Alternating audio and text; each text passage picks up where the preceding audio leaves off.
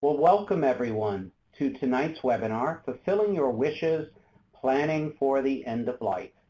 My name is Jim Murphy. I'm the Managing Program Director at the Episcopal Church Foundation, and it's wonderful to have you here tonight, whether you are with us here in person on February the 1st, or if you are listening to this as a recording on our ECFVP.org website, our ECF Vital Practices website.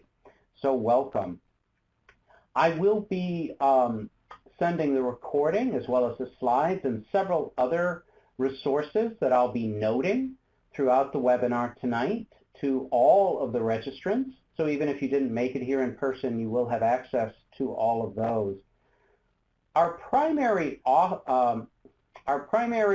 attendee tonight would normally be someone who is interested in this topic of planning for the end of one's life and taking that responsibility upon themselves to make these important decisions.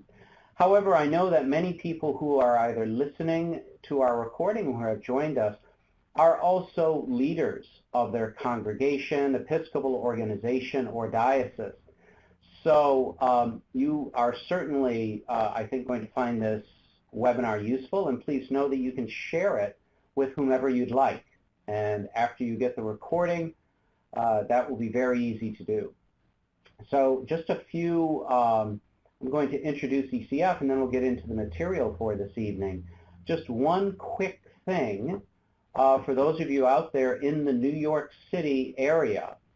The Episcopal Church Foundation is sponsoring a pilot program, first time ever, a pilot program focusing on an interfaith opportunity where for 3 Tuesday evenings in May 16th, May 23rd, and May 30th, we will be conducting a series of live workshops at a large parish here in New York City, where everyone will be able to come and learn much more about a variety of topics involving retirement, preparing for retirement, living in retirement, philanthropy in retirement, as well as much of the topics we'll be covering tonight in planning for the end of life.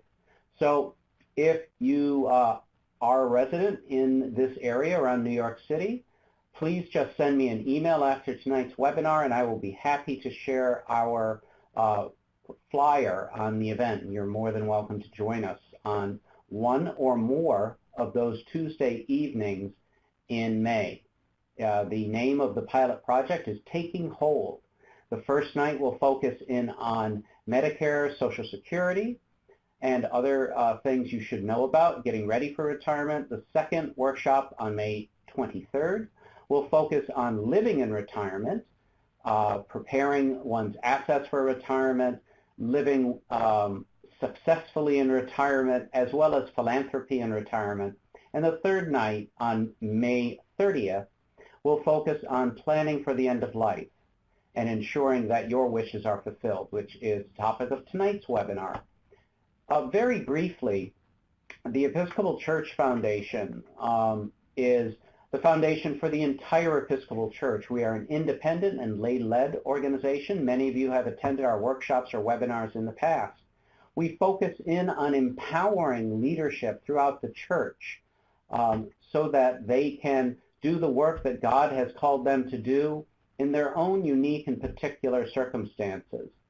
We focus on two primary areas: leadership resource development, and I know many of you out there are very familiar with our various leadership resources like our Vital Practices website, where this webinar and others are held in archive, as well as our many publications like the Vestry Resource Guide and our various educational events that take place.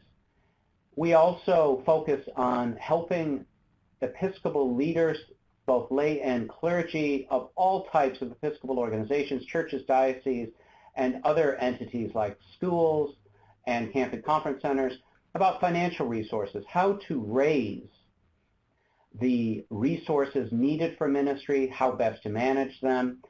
And as many of you know out there, ECF is the main resource for planned giving for the entire Episcopal Church. and we've been very proud to have that role for the past 20 plus years. We also are able to help Episcopal entities in the area of capital campaigns, strategic solutions, and several others. So if there's anything more that ECF can do for you as an Episcopal organization, please just let us know. We'd be happy to help. So tonight's focus is about planning for the end of life and how to ensure that your wishes are fulfilled. This is a key thing for everyone to be considering within the context of your planning and what you are considering tonight. When I've done these workshops in the past, I've never done a webinar, this is our first webinar, I often refer to the 4 R's that you see on your screen, which are what help you to ensure that your wishes are fulfilled. Everyone's wishes will be different. No one's will be exactly the same. However, there are some essential elements, and these are as they appear on the screen. You need to reflect about what has been most important to you in your lifetime. What are the commitments that you have made to others? And also to consider how best to ensure that your wishes will be fulfilled. This is all the part of reflection, and I hope tonight will begin to help you to reflect on a number of issues and consider all of these topics in light of what has been most important to you, what are the essential things that you wish to be remembered as your legacy for the world and for the church.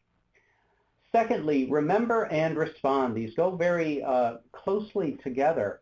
And it's as simple as ensuring that you remember those individuals, those institutions that are most important to you if you were looking to include them in your estate plans, and then to respond to that and take action about it. But it also, quite honestly, is to remember many of the things I'll bring up tonight as considerations, many of the challenges that you or members of your family may have encountered when it came to planning for the end of life and ensuring that their wishes were fulfilled, because many times poor planning or a complete lack of planning may well ensure that your wishes are not fulfilled, and that is certainly not what you would want. Finally, recording. This sounds simple, but it is as complex as putting together an estate plan. It is involved with recording the necessary documents so that you can put in place a health proxy to act on your behalf if you were incapacitated. Also recording information for that health proxy to know what to do. It's a very complex situation when you may be in the hospital, as well as a number of other circumstances beyond just estate planning, though obviously estate planning is key, and putting in place an appropriate will, living trust, and other documents that will ensure that your wishes for how to distribute your estate and how your legacy will be remembered. As I say, it's not simply about estate planning. It's also about your legacy. How do you wish to be remembered? How do you wish to be remembered, either through a service or through a video recording for your family, which you can do at any time. It doesn't have to be done so late in life. You could do it at any time. To assist in all of these efforts, the Episcopal Church Foundation has a resource, and I will be sending a link to this resource to everyone who registered for this webinar, and it will have a link, as always, on our website, but it's called Planning for the End of Life. It's a 3-part booklet, first focusing on planning for medical needs. If you were incapacitated, how will your health proxy know exactly what to do unless they have a detailed account of what you would want them to do? Secondly, planning your funeral and ensuring that those wishes are fulfilled. And finally, a variety of documents to help you begin to plan your estate so that when you go to your attorney or other legal professional to write your will, to create your living trust, to do all those things to ensure that your wishes are fulfilled with your worldly goods, that you are prepared and ready to think through all of the necessary parts of that process. Now, I'll mention something now which I can't focus on tonight because it is a much bigger topic all on its own, but I will remind everyone out there, as you're thinking through and reflecting and remembering those things for which you are responsible, many people out there will have special needs children or other relatives such as siblings for whom they are responsible for caring. And I just wish to remind everyone to seek appropriate counsel on this. One of the main things to ensure that people who are special needs get all of the government assistance that they deserve is to properly plan your estate and their estate so that property is appropriately titled, so that special needs individuals will not have too many assets that may disqualify them for the many government programs that will assist them in their lives.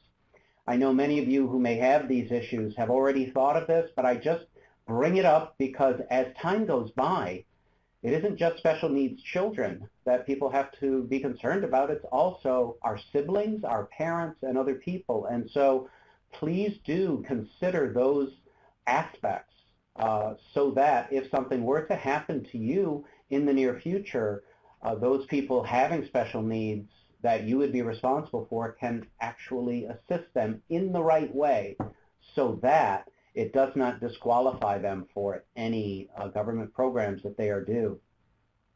Also, in the sense of remembering and recording, don't forget that you can make special memorial gifts in memory of a beloved spouse or a child who had passed away too soon, or anyone in your life. Just as a personal example, I come from a big Irish family, and one of my sisters died very young, and quite tragically. And so we were able to participate in the healing process, the mourning process, by creating a special fund at her medical school that would fund other women who came from similar circumstances as my sister to get through medical school. So there are many, many different ways that you can have your wishes fulfilled in ways that are truly unique to you. So take the time to reflect. Remember all of these aspects. Respond to them as appropriate by typically seeking appropriate guidance, and with that guidance also record and take the actions necessary so that you can ensure that your wishes are fulfilled. And we'll be coming back to this concept at the end of our workshop tonight. Okay, to start with, I just want to be very, very clear. You should be seeking out the appropriate state-required forms for creating a health proxy. Now, what is a health proxy? A health proxy is the person you designate as the individual to make medical decisions on your behalf if you are incapacitated. This is a very, very important issue, and sadly I could tell you some personal stories about how important this is, but it is crucial that you do take that step and use the forms that are appropriate for your state to ensure that the person you wish and trust to be your health proxy will be able to do that. Now, a couple of other pointers just to remember. The first being, once you have chosen that health proxy, think about an alternate to that health proxy. Many things can happen. Someone could be out of the country or not living near you at the time that you have need of their presence to literally give direction on your medical care. So always keep in mind that you need to have an alternate, maybe two. It depends on the form that's required, by your state, but think through who is the best person to be my health proxy and who would be a good alternate. Again, people will automatically assume it would be their spouse, and that is legally, normally, who it would be. You may not wish to choose your spouse. You may wish to choose someone who will make some hard decisions that your spouse may not, in a time of duress, be able to make. And this is typically in a case of removing you from life support if there is no ability for you to recover. That can be extremely difficult for a spouse. A spouse is the normal person, but do think through, is this what you want to do? And then speak to your spouse and your health proxy and your alternate about what your wishes are. I'm going to come back to choosing in a moment, but let me just say that's one of the main benefits of this booklet. And when you go through it, there are numerous medical options to consider with situations of brain damage, organ failure, coma, a whole variety of different circumstances that allow you to give very specific information and direction to your health proxy.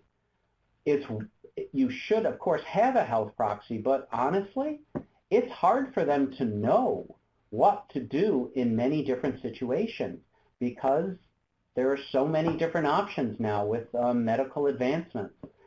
So giving your health proxy clarity on a variety of situations will really help them to make the appropriate decision for you and for your own particular circumstances. Okay, now let me just say a few things about whom to choose. And this is a very difficult thing for many people to deal with. Please understand that you need to choose someone who may have to stand his or her ground regarding your health care because your wishes and your family's wishes may not be in full sync. There are some people who have real difficulty letting go of individuals, and they may do everything they can to try and intervene to ensure that you are kept alive on life support far beyond what most people would want. If that is what you want, that's fine. That's your desire.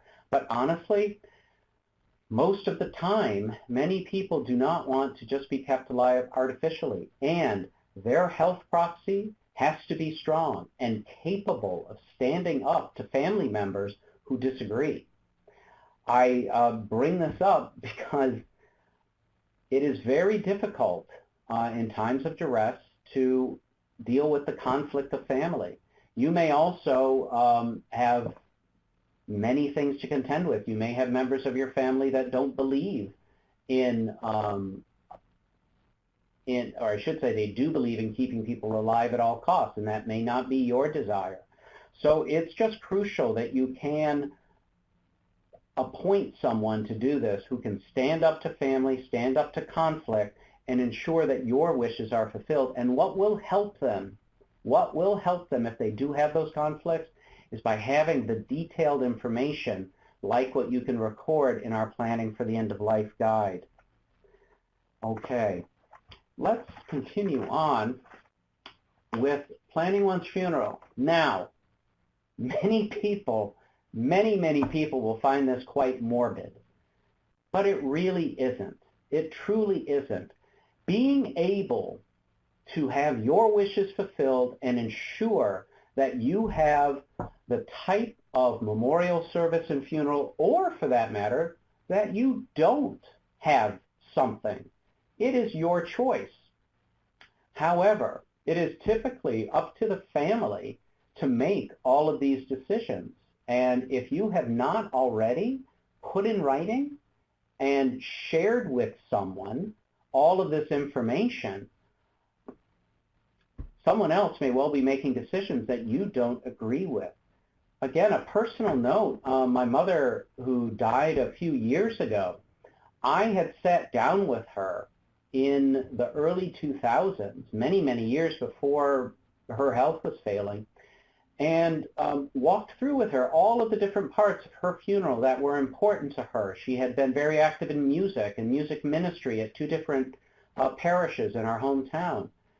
And I was able, because I knew exactly what she wanted, the types of songs she wanted, and for that matter, who the priest was going to be saying her funeral, I was able to simply pull out that document and go step by step through everything that she wanted, and I was able to ensure that she truly had a memorable service, one that celebrated her and really was able to demonstrate the legacy that my mother wanted to pass on. So similarly to health proxy, you really do need to choose an advocate to do this for you. It may be your spouse, it may be one of your children, it may be the same person that you've appointed as health proxy. I would also, once again, encourage you to record this information. We have a document that can help you do that, but you can develop your own if you wish, using that as a guide. But you need to keep that in mind, that there will be a number of things that would need to be decided. And if you wish to have exactly the type of service you would desire, this is your opportunity to ensure that. Also, many times families will have difficulty making decisions about organ donations. If you've already made those decisions up front and shared that information with your advocate for the funeral, there's no need to discuss it in full. It is right there and can easily be acted upon. One quick thought, because sometimes if you have your spouse do this, it can be very difficult for the person, especially in times of sudden death. You could also have a clergy person do this for you. Just share the document with a clergy person. And quite honestly, it's hard to say no to the caller at times of funerals. So bear that in mind. Also, don't forget, if you have a change in marital status later in life, keep that in mind, because if you were just assuming your spouse and had appointed your spouse to do it and you've had a change of spouse, you need to make sure your documentation is with other people. Regarding the documentation, don't forget, you need to give that documentation to individuals who will act as your advocate. You should not be placing these documents in a safe deposit box. What will happen if you did that is no one will discover those documents until after someone takes possession of that safe deposit box and opens it. So you should be sharing these instructions with more than one person.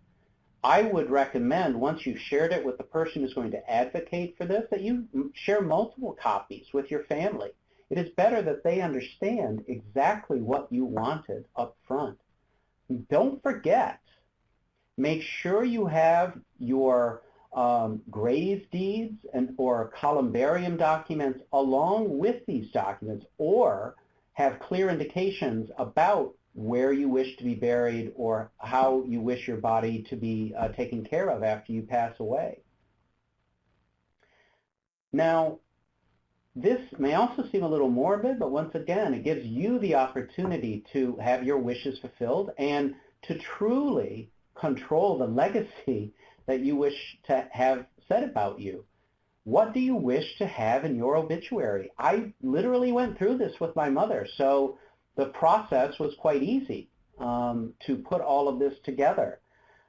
And bear in mind, if you've probably seen this on your own, people are so under stress when it comes to doing anything with a funeral that they will make quick decisions and not always the decisions that you would have wanted. So it also will impact your obituary, where you want it to be seen and exactly what you want it to say. So keep that in mind. The documents are also in the Planning for the End of Life guide to help you on this. Okay, planning for your estate. Let me make it abundantly clear The Episcopal Church Foundation is suggesting to you that you seek appropriate legal, tax, and financial advice when making your estate plans. Estate planning can be quite complex, even for smaller estates. And it is important that as you have been reflecting and remembering and responding and taking action, that you have thought through all of these activities with an appropriate legal, tax, and financial advisor to ensure that you are making appropriate decisions. A part of this, and I'll talk about this in the next slide, is how to treat all of your assets, because assets are treated differently in different ways. And I'll come back to that in a moment. But once again, this sounds like I'm beating a dead horse, but it's the same concept. Be careful who you choose as the executor or administrator of your estate. Ensure it is someone who is capable of serving that role, of fulfilling your wishes, and taking care of all of the legal and financial requirements of distributing your assets after you pass away. And don't forget, choose at least one alternate. You may want to choose 2 alternates. Not only could someone also pass away near your date of death, but someone may not accept being an executor if at some point in someone's life they are either too encumbered by other things, or if they've suddenly moved away, or there may be any number of reasons that they can't effectively serve as your executor. You need to have alternates appointed, all of whom you know would conduct the distribution of your assets in the way you would wish and in an appropriate manner. So that, as you can tell, it's the same sort of thought. Make sure you have your advocates in line, tell them, talk to them, give them copies of your documents, ensure they're willing to serve in all of these different capacities, and share with them the documents that they need, and or let them know where all those documents are kept. Okay. We're going to go through the assets in a moment. Just know that this is truly something you should take special care in, and as much as possible work with a professional advisor to ensure that assets will be properly treated and used in the appropriate way. Always let your family know what you're planning on doing. There are some people who just don't want their family to know anything until they're passed away. That is certainly, if that's truly what you want, that's your wish. It's not what I would recommend, and it honestly will just cause more trouble. Letting people know what your plans are, letting people know if you're making significant gifts to charity through your estate is especially important. If there are other provisions that you've made during lifetime to care for a special needs sibling or child or whatever, ensure that people know that. The last thing you want is people fighting over estates. And quite honestly, and I've watched it happen, the biggest fights happen over some of the smallest estates. And it's very, very sad. And typically what you're seeing play out when that happens, it's not someone being greedy for money. It's typically people acting out a number of issues that were never resolved from the past. So take this as an opportunity to let your family know your wishes, and so that they can know what your desires are, especially as the next note is noted about making planned gifts. This can be very disconcerting to people if suddenly a particular institution like one's parish or a diocese or some other charity is of great importance to someone, or if someone is going to make a memorial gift. I mentioned this before, that the living members of my sister's family all made gifts to sponsor a scholarship fund. You may wish through your will to make a planned gift in memory of someone. That's a very common thing. And this is something really to share and to demonstrate while you're living to others in your family what was most important to you in your lifetime. Now, gosh, it really should be an obvious thing, but you typically cannot just write one will and then it's done. It borders on impossible. Times change. Circumstances change. Your assets may change. People pass away unexpectedly, which changes how you wish to allocate your assets. And also, you may develop a variety of situations, either for your own health or those for whom you love. And you may have to change your estate plan. So, always keep in mind that this last will and testament is just that. It's your last. It's the last one you wrote. These are the last plans that you have made, but they're not the last ones you may make.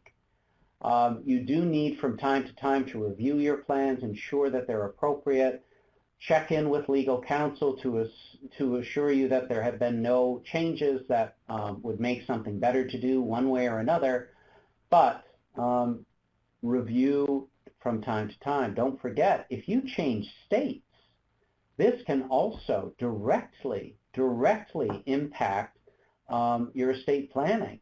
Sometimes when you move into states, the state has certain requirements that would supersede your will. So I know this is the case in the state of Maryland. My good friend Charlie Clowen, who is a plan giving expert down in the Diocese of Maryland, often says, if people move into Maryland, there are provisions that the state may enforce. So just consider that you need to keep that up to date. You need to ensure that your wishes are fulfilled in that way. Now, there are big question marks on the screen. I put 2 because we don't know what's yet to come on the federal estate tax. Fewer and fewer states actually have an estate tax. There still are several, but fewer of them than ever before. I'm not going to get into this very deeply because what is currently pending with the Trump administration is that they may seek to eliminate all estate tax. However, just know this, for the federal government, the people who are currently impacted by the current laws for federal estate tax is less than 0.1%. So we're not talking about that 1% that we hear so much about in U.S. politics. This is the 0.1%. These are married couples that have more than $10.5 million in total assets. This is such a rarity now that very, very few people are actually impacted by a federal estate tax. However, for the moment, until the estate tax is totally repealed, do bear in mind, and I'll mention it again later, that there is a difference between having to file estate tax with the federal government and paying estate tax. And that is because when you look at the gross estate, which includes all assets that are distributed, including life insurance, 401k, all of these gross estates, if they go beyond the $10.5 million total for a married couple, or half of that, around it's 5.7 or so right now for an individual, if the gross estate, all of your assets go beyond that, you typically would need to currently file estate taxes. Now, because much of that is going to pass outside of being taxed, you will likely not need to pay any estate tax, but it might provoke the need currently. However, the note here, stay tuned. Stay tuned. This does not affect the vast majority of Americans, and it may not affect any Americans at the federal level soon. But you should, as always, check with your legal, tax, and financial advisors to ensure that your wishes are fulfilled in the distribution of your estate. Okay, let me briefly go over a couple of aspects to thinking through your estate and your assets. So I recommend that everyone does have a written will. Now, when I'm in California, that statement is often greeted with interesting looks, and it's true in other parts of the country as well, because many people do not wish their assets to go through the probate process in their local state. And so many people seek to create what is known as an inter vivos, or living trust, where they place all of their assets in an instrument that's a living trust, and most of the time they can take assets out of it as they wish. It's typically a revocable trust. But they put all of these assets in a trust so that when they do pass away, if it happens suddenly, automatically that trust becomes an actual trust for distributing assets, and it stays outside of the probate process. Now, there are various financial reasons why people out in California don't like their local probate process, and that's why they keep so many assets out of it. But let me just say this. It is becoming more and more common for folks out there to put fewer assets into their final probated estate, the estate that the will governs and that finally distributes everything that remains. Many of them will either put things into a living trust or do the second line that's on the screen, which is create a number of pay-on-death, POD, arrangements.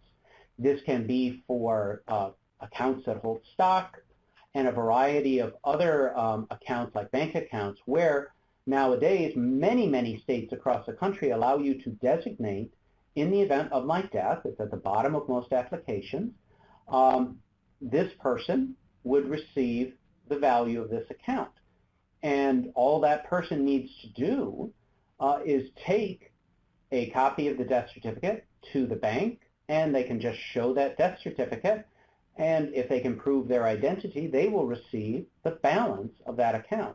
This has become very popular. In addition, as many people move assets out to their children and other people during their lifetime for a variety of reasons, that leaves less and less in their probated estate. Now, the probated estate is overseen through one's will that you write. Now, I still recommend that you have a written will so that if any other assets that weren't accounted for, weren't distributed in any other way, are taken care of and distributed through your will.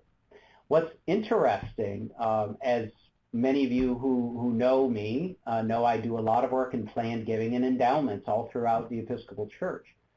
Well, the old way for planned giving was always make sure that you're in somebody's will, make sure you're in somebody's will as a codicil or whatever.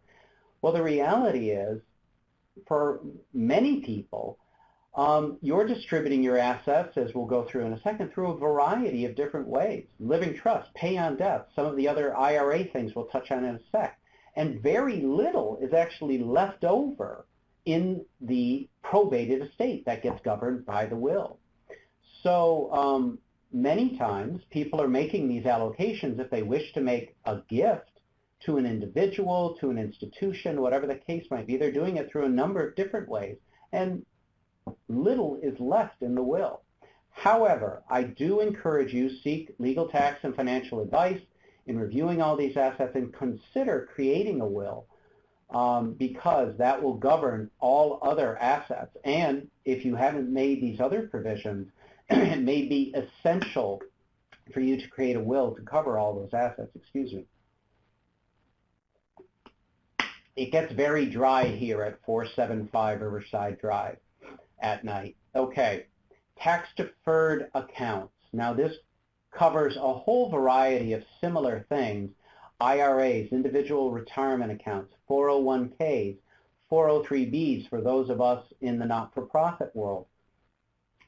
I'm going to share some resources to you regarding distributions of IRAs to individuals. But a tax-deferred account is an account. If you don't know what that is, while you're working, you're putting away an amount into this account on an ongoing basis as you're working pre-tax, so it isn't taxed until after you retire and you start taking withdrawals from it. That's when it gets taxed. Now, for you to consider, think about who is the best person to receive the balance of any remaining value in your IRA, 401k, or other tax-deferred account. If you're married, most of the time it's best to go to your spouse because they can actually roll it over in an effective way. When it's not your spouse, there are fewer options. And quite often, and this is where you should seek this professional advice and your tax advice, many times if this rolls over to another individual, it can be very, very heavily taxed because it wasn't ever taxed before. And it can be taxed at the ordinary income rate. So it can be very extensive. However, just a thought, if you wanted to leave some or all of the remainder balance of your tax-deferred account to a charity, that charity would receive it completely tax-free. So it can be a tremendous boon to a charity. And I'll be sending you a variety of resources after this webinar on your tax-deferred accounts. Life insurance. Life insurance can be a fantastic way to plan passing on assets. Life insurance is really the last asset that you can pass on without tax impact. And that is something that is important to many people. It can fit well with someone's estate planning if they have some very highly appreciated assets in their probated estate or otherwise. They could pass on those highly appreciated assets, let's say, to charity, and then pass on the life insurance proceeds to heirs because those won't be taxed. Now that is a fantastic way, even though you can even pass on life insurance proceeds to charity if you wish.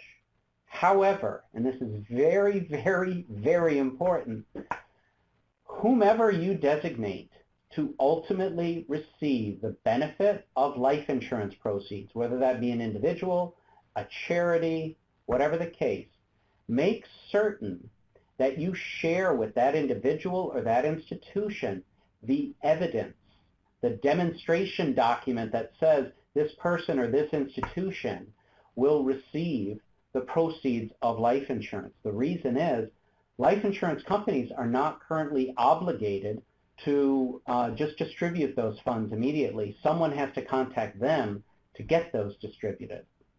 Real estate. I don't want to spend too much time on this because I'm going to share a resource about this. And what you need to reflect on, again, going back to the basic R's, are how do you hold title to a property?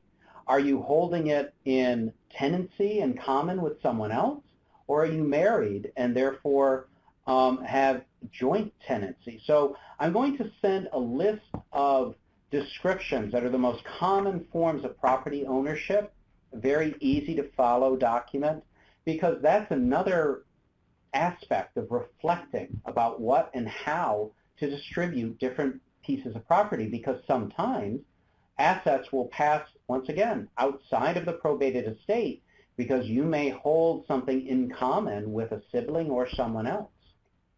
Donor advised funds, I'll bring up in a moment. It's an opportunity where if you are, let's say, in the final years of your career getting ready for retirement and you're at your highest income level and you're more in need right now of tax deductions, but you haven't decided to whom, which charities you would like to make those distributions, you could create a donor advised fund, receive the entire tax deduction now during your highest earning years, and then decide later how to distribute those assets through grants to many different charities. The Episcopal Church Foundation has just created one of these in the fall. We have a webinar that's already available and more to come, as well as some other resources. But This is another planning option as you're looking at the assets that you have and some that you may want to use for charitable purposes. You may want to create a donor advised fund to fit your particular context. It's unique to you, so I will be sharing those resources as well to just give you some additional things to consider. As we're wrapping up tonight, and Peter Pereira knows well how much I like talking about planned giving, I'm just going to skip most of our planned giving for tonight, but just basically invite you to see all of our other webinars on planned giving. But as always, I do say one thing. For those of you out there who are considering making a gift to charity through a planned gift, through your estate, either through your living trust, your will, the beneficiary of a life insurance, or some other instrument like a life income gift, when you do that, you are raising that charity that you are supporting to the level of family in your estate plans, and they should also be a part of the circle of knowledge. How I'm encouraging you to let your family know your wishes. I'm encouraging you, if you're going to make a gift to charity, make sure that that charity knows you're doing that so that they can thank you while you are living and you can demonstrate your conviction for their mission and ministry. I often share this. This is from a rubric which used to be in red in the old prayer books, from our Book of Common Prayer, which encourages all clergy, well, let me rephrase that. It tells, this is not a you may or may not, this is you must, all clergy must instruct the members of their congregation to consider making a planned gift and take care of their family through all the things that we've talked about tonight in planning for the end of life. You can listen to a webinar, and I'll send out a link to it on the different types of planned gifts, so I don't need to go through all of these, but just know there's a lot of different options, some of which are very beneficial to you personally. Now, no one has typed in a question yet, so this is why I put this slide here. At this moment, as I wrap up on the next two slides, if you do have any questions that you would like to pose to me, please just type them out in the chat message, and I will answer them. So this is your time, since no one has input them yet. I'll just address a few other things.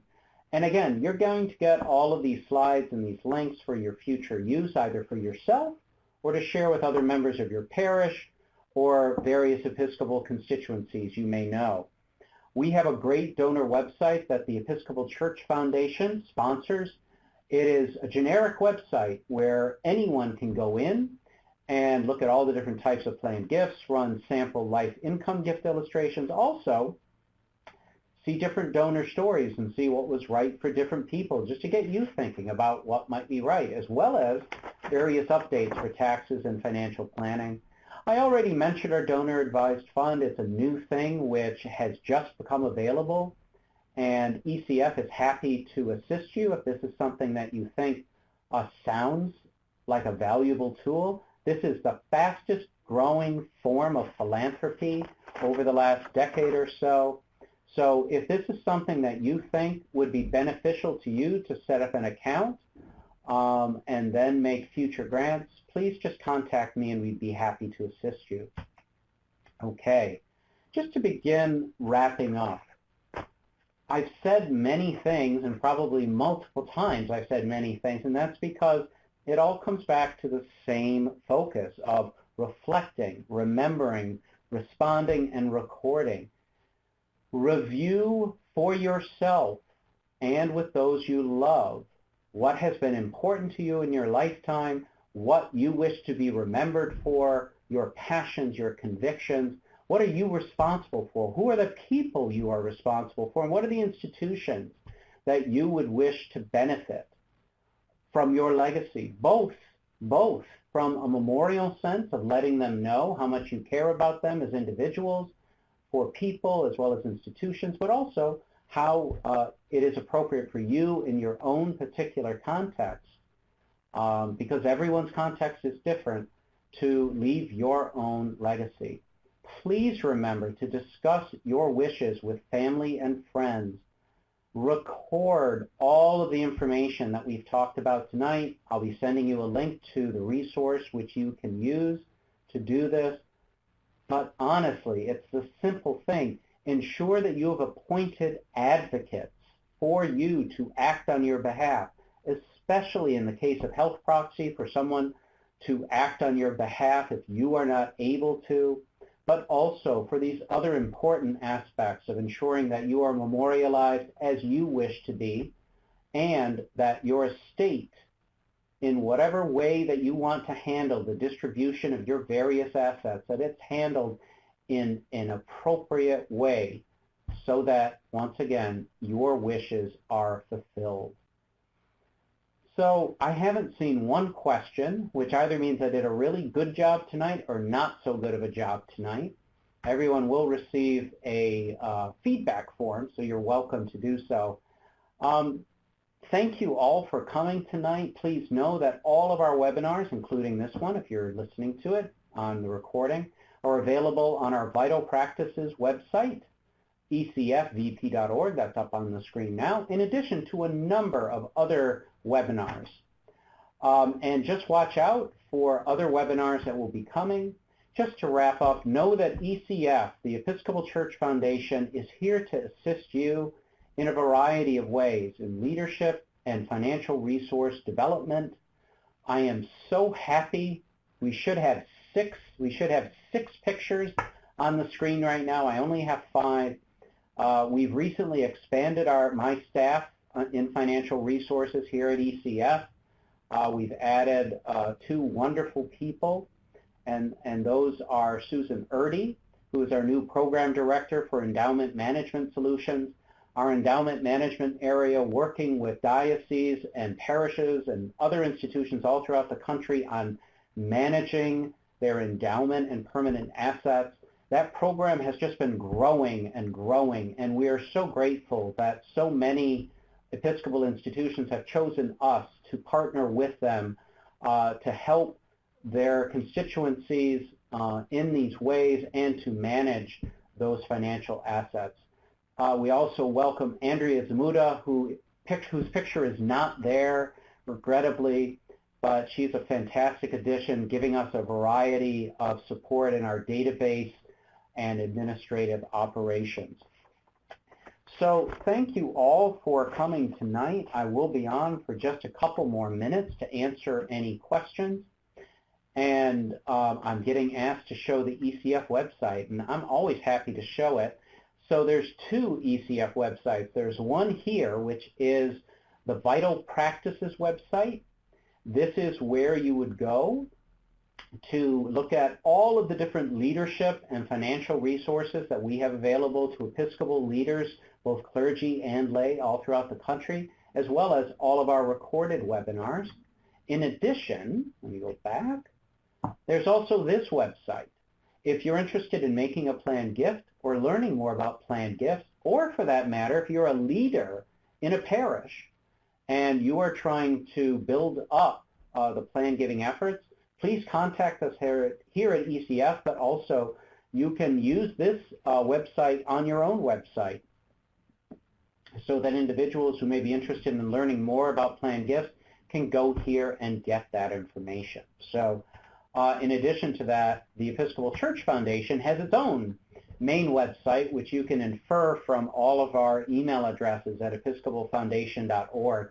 All of the websites are interlinked, so you get around. If you get onto one, you'll get to all the others. So I just wanted to thank everyone who attended tonight.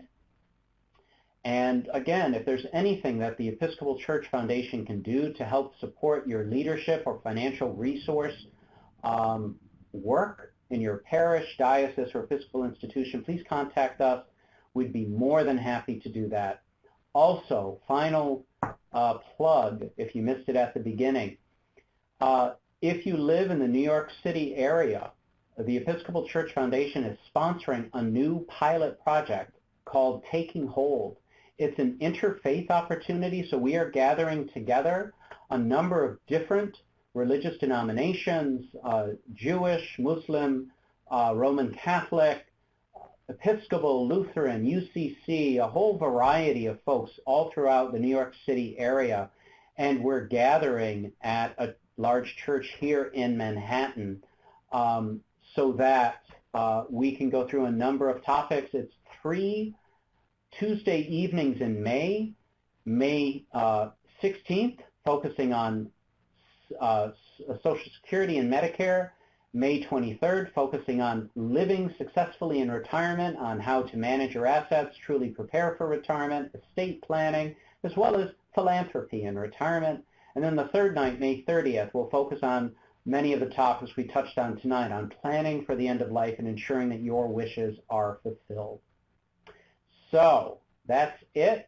Have a fantastic night. You'll be getting a recording of this shortly. God bless, and have a good evening.